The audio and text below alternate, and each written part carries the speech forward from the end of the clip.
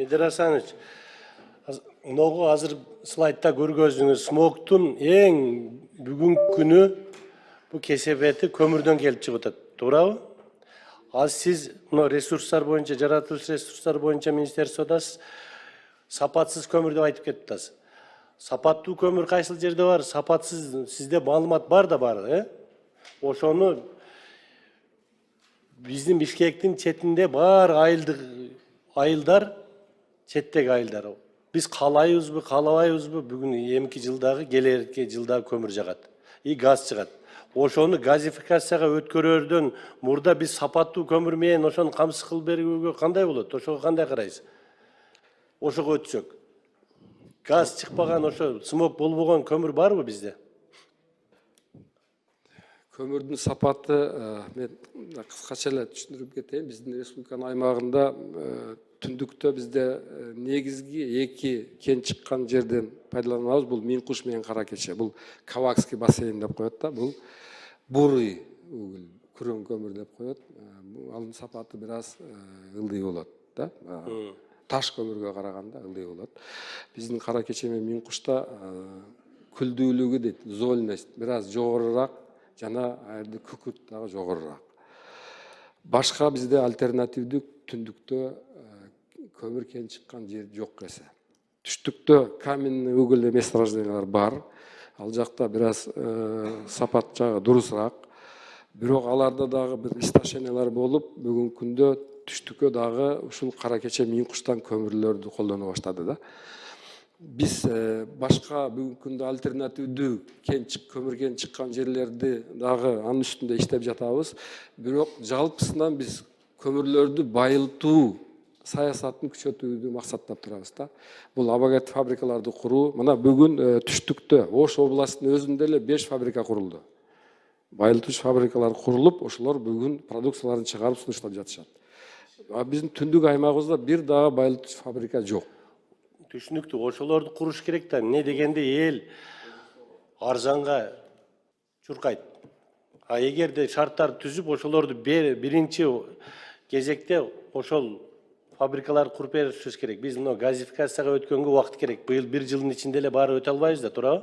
Ошол фабрикаларды мүмкүн болушунча мына канча миллион акча бөлүнүп атат деп айтып атасыз. Биринчи очур ошолорго бөлүп беришибиз керек деген сунуштап атам мен. Не дегенде элибиз каалайбыз, каалабайбыз ошол көмүрдү жагат. А эгерде сиз айткан ошону обогащать эткен көмүрдү жакса, смог азаябы ошондо? Анда биринчи очур ошого, биринчи кезектен ошого өтүшүбүз керек экен. Туурабы?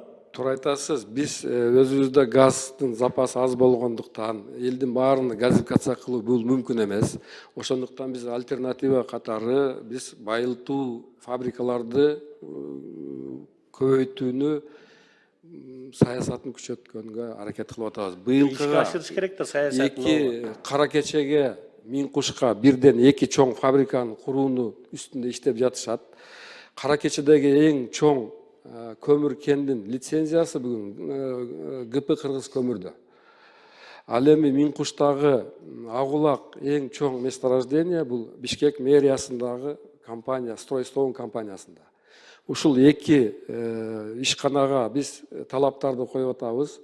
25-тин аягы менен баштап 26-га Бишкек шаары Чүй областына байылтылган көмүр менен камсыз кыласыздар деп талаптарды коюп атабыз. Мэрия айтып койбойсуңар, ушул боюнча кандай жумуштарды аткарып атасыңар силер? Саламатсыздарбы, мэрдин орун басары Алиев. Ошол ТЭЦ бизге өткөндөн кийин ошол бир компания менен келишим түзгөнбүз. Негизи ошол Миңкуштан чыккан көмүр ТЭЦке баратат. Азыркы учурда бизде план коюлду ошо обогатительный фабрика куруу боюнча. Анын да исполнениясы ошол комиссиянын да алкагында талаптар койду. Бирок салына элек, бирок пландар бар экен ошол обогатительный фабрика. Планда быйылкы жылда ошол курулушу барбы, жокпу? Бар. Быйылкы жылга бар. Кышка чейин куруп бүтүрө аласыңарбы ошону? Мен айтып коеюн, мен ошол Стройсоонду жакында эле чакырып ушул боюнча сүйлөшкөнмүн. Алар каражаттарда жетиштүү, алар аз долбоордун үстүндө иштеп атышат.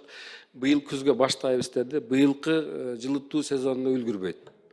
Кыргыз көмүр дагы Стройстоун, Мериан Стройстоун компаниясына үлгүрбөйт 26-га жылытуу сезонуна экөө тең Бишкек шаары жана Чүй областына жетиштүү байытылган көмүрдү коюп камсыз кылууга милдеттенме алышты.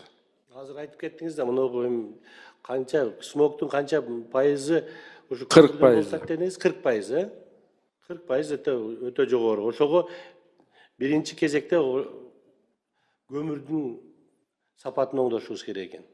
Ошого сунуш, ошого өтүшүңүздөр керек экен. Азыр 4-чү деп айттыңыздар, 3-чү очурда ошого өтөбүз депчи. Биринчи очурда ошо көмүрдүн сапатын өтсөк, бизден уже 40% азайган, бул чоң көз Бул көргөз. биринчи максатыбыз. Рахмат.